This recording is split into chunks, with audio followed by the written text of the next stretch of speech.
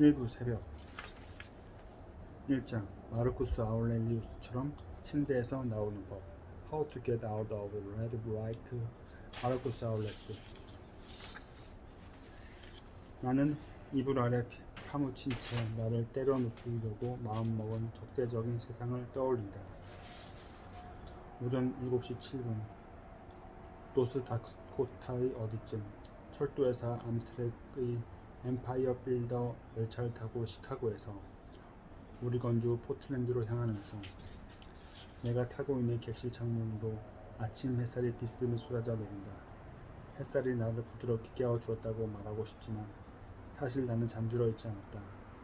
머리를 통돌이 건조기에 넣고 바싹 말린 것 같은 기분이다. 은근히 통증이 관자놀이에서부터 온몸으로 퍼져나간다. 뇌에 짙고 유독한 안개가 낀 게 있다. 내 몸은 쉬고 있는 몸이지 잘 쉰 몸은 아니다.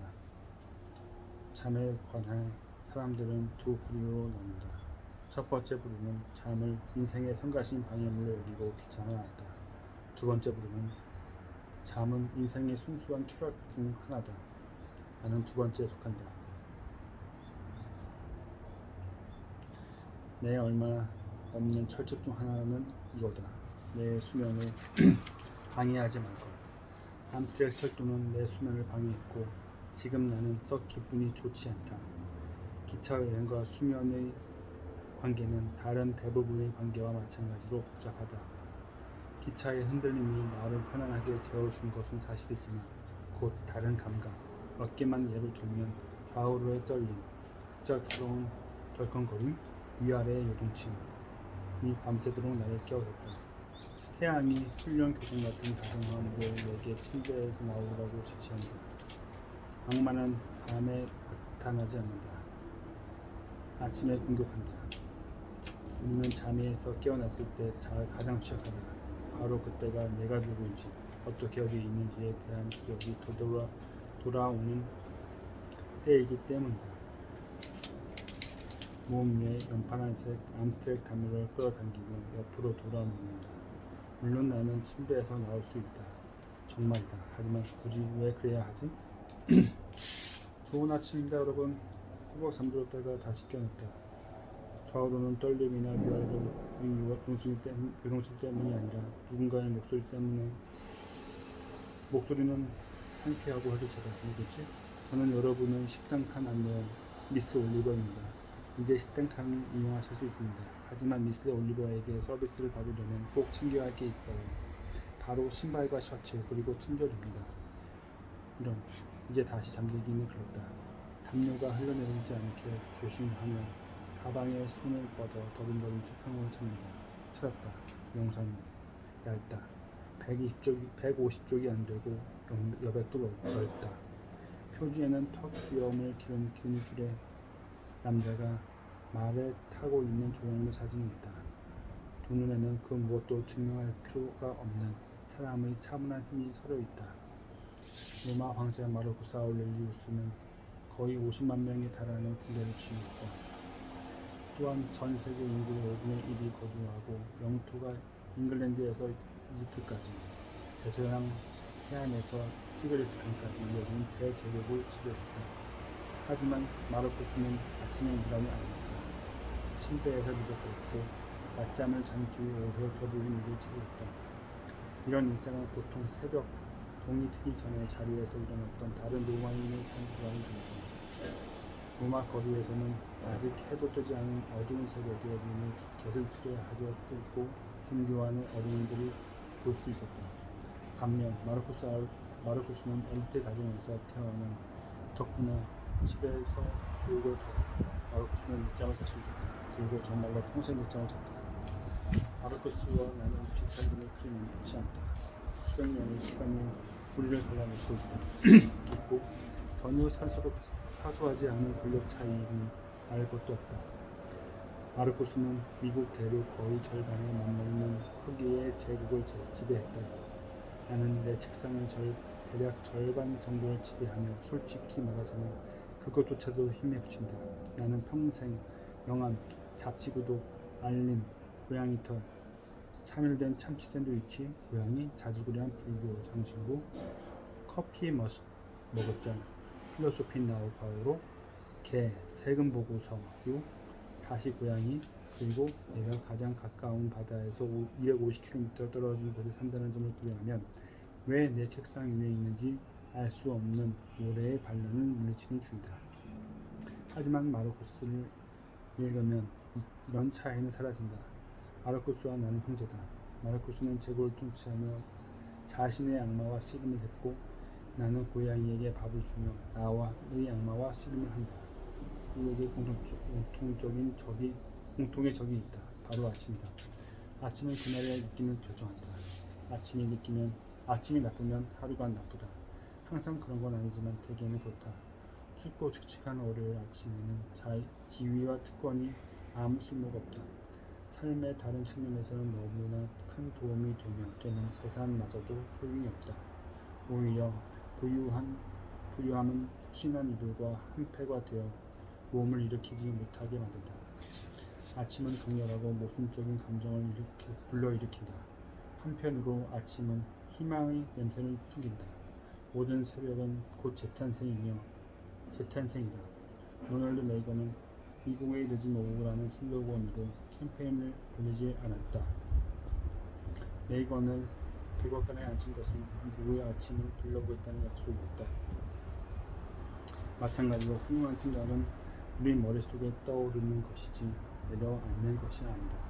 하지만 어떤 이들에게 아침은 뭉근한 절망의 냄새를 풍긴다. 자기 삶을 싫어하는 사람은 아침을 싫어할 가능성이 크다. 불행한 삶의 아침의 영화 행오버 3의 오프닝 장면과도 같다. 다가올 끔찍함의 맛보기랄까? 아침은 변화의 시간이며 변화는 결코 쉽지 않다. 우리의 의식이 있는 상태를 떠나 잠이 들었다가 다시 각성 상태로 진입한다. 지리학적 용어로 말해보자면 아침은 의식의 국경도시다. 정신의 티후아나다. 어렴풋한 위험이 기미가 서린 혼란스러운 장소다.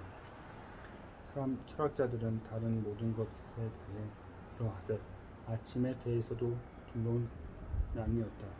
이체는 동틀 무렵에 일어나 얼굴에 차가운 불을 끼얹고 따뜻한 우유 한 잔을 마신 다음 오전 11시까지 일했다. 임마누엘 칸트는 이런 이체를 게으름뱅이로 보이게 한다. 칸트는 괜히 히트베르크의 하늘이 아직 잉크처럼 새까만 오전 5시에 일어나 묽은 차를 한 잔 마시고 파이프 담배를 더도 덜도 아닌 딱 한 대 피운 다음 일에 착수했다. 시몬드 보부아르는 오전 10시가 다 되어서야 일어나 에스프레소 한 잔을 마시며 느긋한 시간을 보냈다. 커피가 발명되기 약 1200년 전에 태어난 마르코스는 그러한 시차를 이루지 못했다. 프랑스의 실존주의자 알베르 카미는 자살이 유일하게 참으로 진지한 철학적 문제라고 말했다. 삶은 살 만한 가치가 있는 것인가? 그 밖의 문제는 형이상학적 수사에 지나지 않는다. 간단히 말해서 철학자가 없다면 철학도 없다. 카미의 명제는 타당해 보이지만 내가 보기엔 불완전하다. 카미의 자살 문제와 씨름한 뒤 그래, 삶은 살 만한 가치가 있다는 결론을 내렸다면 그 후엔 더욱더 숨가신 질문과 마주하게 된다. 침대에서 나가야 하나? 내가 보기엔 이것이 유일하게 참으로 진지한 철학적 문제다. 우리를 이불 속에서 끌어내주지 못한다면 철학이 다 무슨 소용이란 말인가. 다른 중요한 문제와 마찬가지로 이 중요한 침대 문제는 단 한 가지인 척하지만 사실은 여러 가지다. 입을 끌어올리고 한번 찬찬히 살펴보자. 한편으로 우리는 자신이 침대에 나가는 것이 가능한지를 묻는다. 장애가 없다면 그 답은 그렇다, 가능하다는 것이다. 다른 한편으로 우리는 침대에서 나가는 것이 유익한지 아닌지, 결정적으로 침대에서 반드시 나가야 하는지를 묻는다. 문제가 까다로워지는 지점이 바로 여기다. 영국의 철학자 데이비드 휴는 이런 종류의 문제에 대해 깊이 고민했다. 휴는 모든 질문을 두 부류, 즉 존재와 당위로 나누었다. 존재를 다룬 사실이 늘 도덕과 관련된 당위로 이어지는 것은 결코 아니다. 하사토를 횡령하면 부정적인 결과를 이어줄 수 있다는 것은 사실이다. 그러므로 횡령을 안 하는 것이 마땅한 의무다. 휴는 그렇지 않다고 말한다. 사실 명제에서 윤리 명제로 넘어가서 안 된다. 침대에서 나아가는 것이 건강에도 좋고 수익 창출에도 도움이 될지 모르지만 그렇다고 마땅히 그래야 하는 것은 아니다. 어쩌면 혈액순환이 좋아지거나 수익 창출 가능성이 커지기를 바라지 않을 수도 있다. 어쩌면 지금 이대로 이불 속에 있는 게 만족스러울 수 있다. 내 생각엔 바로 이 한 가지 마땅히가 우리가 겪는 고충이 온다. 우리는 마땅히 침대에서 나와야 한다고 생각하고 침대에서 나오지 못하면 분명 자신에게 문제가 있는 것일 거라고 생각한다. 일어나느냐 마느냐 타듯하게 몸을 누인 이불 속에서 서로 상반된 이 두 가지 충동이 소크라테스식 대화나 케이블 텔레비전의 뉴스 쇼처럼 박력있게 맞붙는다. 침대에 남아야 한다는 진영은 강력한 논거를 제시한다. 침대 안에 따뜻하고 안전하다. 어머니의 자궁만큼은 아니지만 거의 근접한다. 삶은 좋은 것이고 철학자 아리스토텔레스 역시 가장 중요한 것은 좋은 삶을 사는 것이라고 말했다. 침대 안과 달리 저 밖은 춥다. 밖에서는 나쁜 일들이 벌어진다. 전쟁, 역병, 이기리스님 음악. 침대에 남아야 한다는 진영이 확실한 신념을 가진 것으로 보인다. 하지만 철학에서 명백한 것은 없다. 철학에는 늘 하지만이 있다.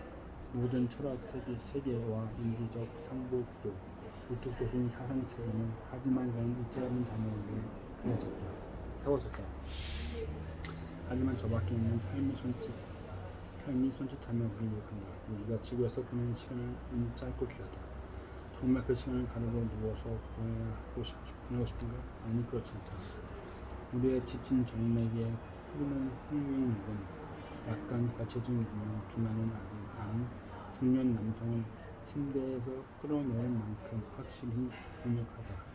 그렇지 않은가? 필요한 대화는 이불과 그 밑에 숨는 사람들이 생겨난 후부터 어떤 형태로든 쭉 이어졌다. 로마 시대에는 엄청난 발전이 이루어졌지만 이 중요한 침대 문제는 본질적으로 변함없이 남아있다. 그 누구도 이 질문을 피할 수 없다. 대통령이든 연예인이든 스타벅스의 바리스타든 로마 제국 황제든 노이로저에 관련 작가든 우리 모두 똑같은 관성에 묻히고 영향을 받는다. 우리는 모두 외부의 힘이 작용하기에 기다리면 가만히 멈춰있는 문제다. 두 눈을 감으면 마르쿠스가 우리 앞에 나타난다. 어제부터 내 작은 침대에 가장자리에 누워있는 스티로폼 컵처럼 생생하다. 마르쿠스가 다뉴브 강의 지류인 그린 강가의 로마 군 장례지에서 개인 텐트 안에 움츠리고 있는 모습을 떠올린다. 날씨는 춥고 눅눅하며 마르쿠스는 명쾌함이 없다. 전쟁은 잘 풀리지 않는다. 게으르만족이 로마군이 보급로를 습격했다. 마르쿠스가 이끄는 병력이 가기는 뚝 떨어졌다. 누가 그들을 분해할 수 있겠는가? 5만 명이 넘는 로마군이 목숨을 잃었는데 마르쿠스는 분명히 로마가 그리웠을 것이다. 특히 변함없이 신의를 지키진 않았지만 자애로웠던 아내 파우스티나가 그리웠을 것이다. 지난 10년은 결코 쉽지 않았다. 골치 아픈 게르만 족은 공격으로 피해를 입었고 그와는 카시우스가 반란을 꾀했다. 그리고 아이들이 있었다. 파우스티나는 최소 13명의 아이를 낳았으나 운명기까지 살아남은 아이는 그중 절반도 되지 않았다. 마르쿠스는 철학자이자 왕인 보기 드문 인물이었다. 세계에서 가장 힘 있는 사람이 철학을 공부하게 만드는 원인은 무엇이었을까? 마르쿠스는 황제로서 자기 마음대로 뭔가를 하거나 하지 않을 수 있었다. 왜 바쁜 일정 속에서 굳이 시간을 내어 고전을 읽고 삶의 현장을 보냈을까? 마르쿠스의 어린 시절이 몇 가지 단서를 제공한다. 마르쿠스는 진짜 드물게도 행복한 어린 시절을 보냈다. 책벌레였던 그는 서커스를 보러 가는 대신 책을 읽었다. 이런 성향은 마르쿠스를 로마의 다른 학생들과 확연히 다른 소수자로 만들었다. 이후 그리스시 생활방식에 마음을 뺏긴 마르쿠스는 어머니가 이 허튼 짓을 당장 멈추고 제대로 된 침대에서 자라고 야단을 쳤을 때까지 철학자의 난무한 외투인 팔리움을 걸치고 딱딱한 바닥에 잠들기만 했다. 당시 로마인이 생각하는 그리스 철학은 현재 우리 대부분이 생각하는 오페라와 비슷하다. 가치 있고 아름다우며 더 자주 접해야 한다고 생각하지만 짜증날 만큼 이해하기 어려운 것. 게다가 그러고 있을 시간이 어디 있단 말인가. 로마인은 진짜 철학보다 늘 철학이라는 개념을 더 좋아했다. 그래서 진짜 철학자였던 마르쿠스는 대단히 의심스러운 사람이 되었다. 무료 황제였는데도 사람들은 마르쿠스 뒤에서 숨죽여 시키고 꾸몄다. 마르쿠스는 우연히 황제가 되었다. 본인이 원하는 것이 아니었다. 이런저런 명령을 내어 서기 161년 마르쿠스 황제의 자리에 앉힌 것은 전 황제 하드리아누스였다. 마르쿠스는 허니문 기간을 지렸다. 6개월 동안.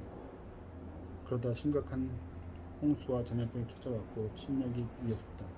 전쟁 때를 제외하면 마르쿠스는 비교적 손에 피를 묻히지 않았다. 절대 권력이 늘 절대적으로 부패한 건 아니라는 살아있는 증거다. 마르쿠스는 탈영병과 다른 범죄자들에게 늘 관대한 평양을 이뤘다.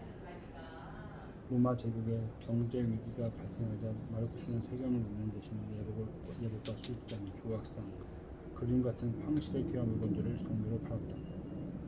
그 중에서도 내가 특히 감동한 조치가 있다. 마르쿠스는 대부분이 어린 남자 아이였던 중타기 고개사들이 반드시 두툼하고 부드러운 매트리스 위에서 공연을 펼치하라고 했다. 마르쿠스는 전역에서 불굴의 용기를 보여주었지만 전기 작가 프랭크 맥클린의 말처럼 마르쿠스의 가장 용기 있는 행동은 타고난 비관주의를 억누르려 하는 또 부단히 노력하는 것이었다. 나도 이해할 수 있다.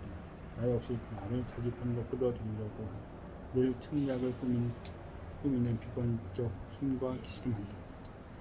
우리 낙천주의자 꿈나무들에게 우리 반만 차 있는 우리자는 우리 하나도 없는 유리잔보다 낫거나 또는 수백 개의 유리 조각으로 상상이 깨져 다른 맥을 관통하는 유리잔보다 낫다. 모든 것은 관점의 문제다. 마르쿠스는 쉽게 정리지 못했다. 이유를 알 수 없는 가슴 통증과 고통을 구성했다. 거만하지만 유능한 의사였던 갈레노스는 마르쿠스가 잠들 수 있도록 테리아카라는 이름의 약을 처방해 주었다. 나처럼 마르쿠스도 아침형 인간이 되기를 원망했다.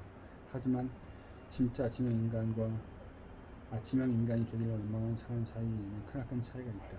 여기 이렇게 누워 기차가 부드럽게 흔들리는 것을 느끼며 따뜻한 암트랙의 담요를 덮고 있자니 그 격차는 절대 넘어설 수 없는 것처럼 느껴진다. 뭐가 그리 어렵냐고 생각할 수도 있다. 먼저 한 발을 바닥에 딛고 다른 한 발을 내딛는다. 몸을 수직으로 일으킨다. 하지만 나는 수직으로 일어나는 데 실패한다. 대각선도 불가능하다. 나는 도대체 왜 이럴까? 도와줘요, 마르쿠스. 영상록은 내가 그동안 읽은 그 어떤 책과도 다르다. 사실 책이 아니다. 훈계다. 독촉과 격려 모음집이다. 로마 시대의 냉장고 메모다. 마르쿠스 아울레리스이 가장 두려워하는 것은 죽음이 아니라 망각이었다. 그는 온전한 삶을 살려고 끊임없이 스스로를 독촉했다. 마르쿠스는 자신의 냉장고 메모를 출판할 생각이 없었다. 혼자 보려고 쓴 것이었다. 이 책을 읽는 독자는 마르쿠스의 생각을 읽는다기보다는 보게 된다. 나는 그렇게 몇 번 내용이 좋다. 마르쿠스의 솔직함이 좋다. 마르쿠스가 자신의 두려움과 취약함을 드러내며 종이에 스스로를 벌거벗겨 놓은 방식이 좋다. 세상에서 가장 힘있는 남자가 여기서는 자신의 불면증과 공황을 바짝, 좋게 말해 형식적인 애인으로서의 모습을 털어놓는다.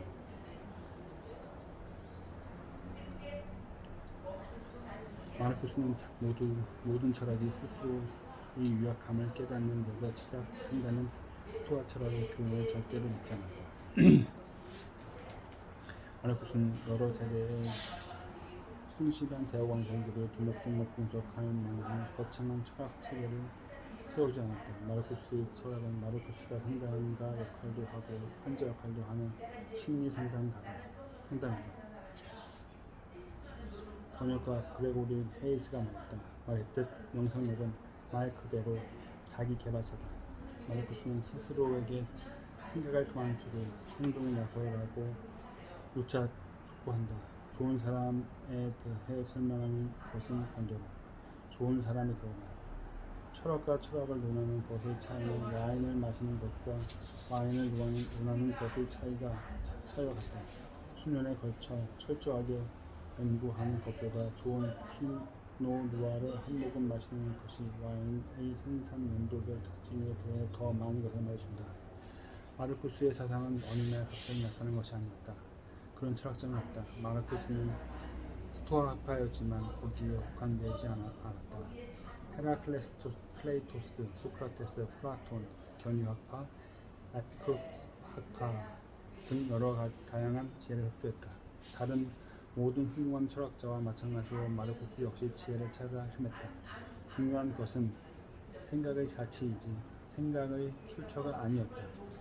영상록을 읽는 것은 곧 철학하는 행위를 실시간으로 목격하는 것과 같다. 마르쿠스는 자신의 생각을 검열 없이 실시간으로 내보냈다.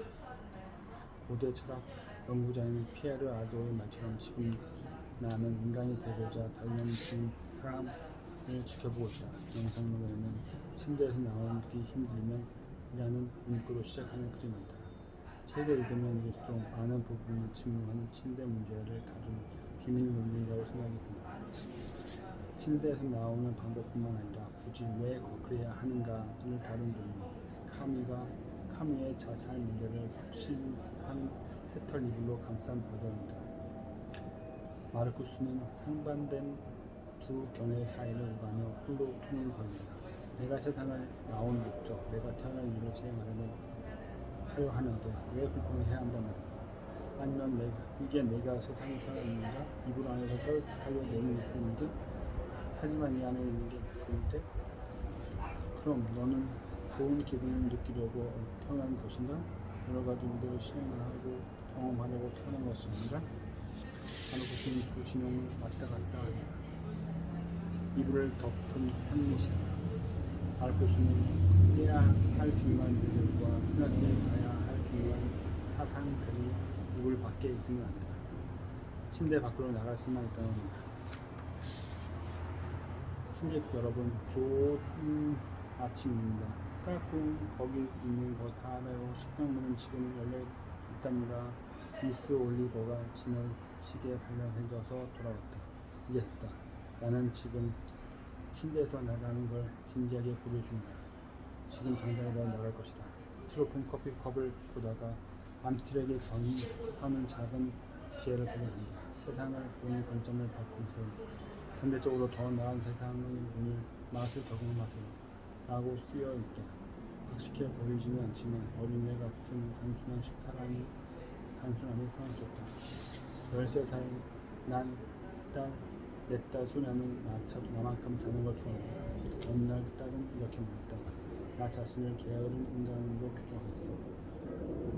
주중아침에 소녀를 침대 밖으로 끌어내려면 오르막산 직접 눈으로 보지 못한 자원의 집결이 필요하다. 하지만 주말이나 운동이 열리면 소녀는 아무 도움 없이 벌떡 일어나 산속으로 뛰어나온다. 주중과 주말이 왜 그렇게 다르냐고 물어보면 소녀는 이런 철학적인 설명을 내놓았다. 우리 침대 밖으로 끌어내는 건 활동이든 알람시대가 아니야. 소녀의 말이 맞다. 내가 침대에서 나오지 못할 때 나의 숙적은 침대도 심지어 바깥 세상도 아닌 나의 예상이다. 나는 이불 아래 파묻힌 채 나를 때려눕히려고 마음먹은 적대적인 세상을 떠올린다. 꼭 마르쿠스처럼. 마르쿠스의 세상에는 실제로 공격적인 야만과 역병과 반란이 있었다. 하지만 장애물은 상대적인 것이다. 어떤 사람에겐 지저분한 책상이 흉폭한 침략일 수도 있다. 어쩌면 가장 큰 장애물은 타인이다. 타인은 지옥이다 라는 유명한 말을 남긴 프랑스의 철학자 장폴 샤르트르만큼은 아니었지만 마르쿠스도 얼추 비슷했다. 아침에 잠에서 깨면 스스로에게 이렇게 말할 것. 오늘 네가 만날 사람들은 주제넘고 배은무득하고 오만하고 시샘이 많고 무례한 것들이다. 지금도 마르쿠스가 살던 시기와 별반 다를 게 없다. 마르쿠스는 골치 아픈 사람에게서 영향력을 빼앗으라고 제안한다. 나의 삶에 영향을 미칠 자격을 빼앗을 것. 다른 사람은 나를 해칠 수 없다. 다른 사람의 머릿속에 있는 것은 나를 해칠 수 없기 때문이라고 옳은 말씀이다. 왜 나는 다른 사람의 생각을 신경 쓰는 걸까? 생각은 당연히 내 머리가 아니라 그들의 머릿속에서 일어나는 일이다. 침대 밖으로 나가지 못하는 내 무능력의 핵심에는 교활한 자기 혐오가 있을 거라고 늘 의심해왔지만 나는 그 사실을 온전히 인정하지 못했다. 나보다 용감한 마르쿠스는 그 사실을 온전히 인정하며 말한다. 너는 너 자신을 충분히 사랑하지 않는다. 이렇게 자신을 연민하려다가 러펠이 뒤에서 다시 공격에 나선다. 이런 끔찍한 불만과 원숭이 같은 삶은 그걸로 충분하다.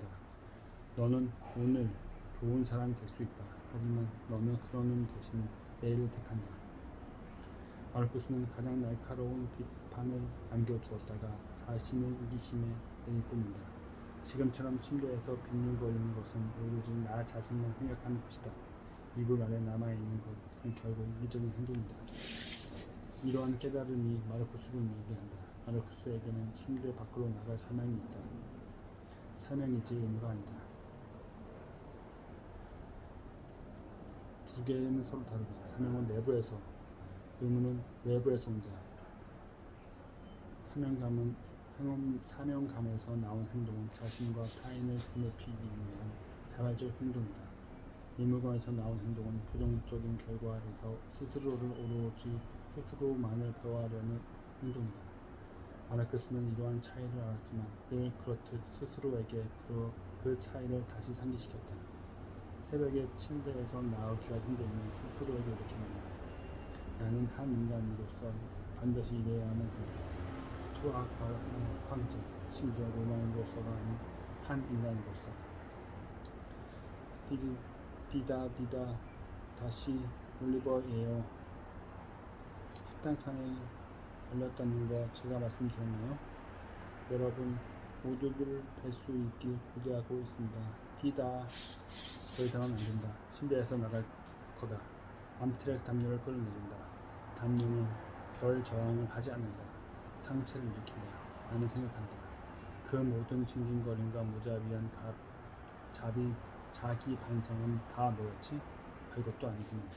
중력을 무찌른 나는 나의 작지만 결단력 있는 승리를 자축하려는데 좌우로의 떨림이 나를 다시 침대로 넘어뜨린다. 이래서 중요한 침대의 문제가 이토록 골치 아픈 것이다. 한 번 답한 걸로는 충분하지 않다.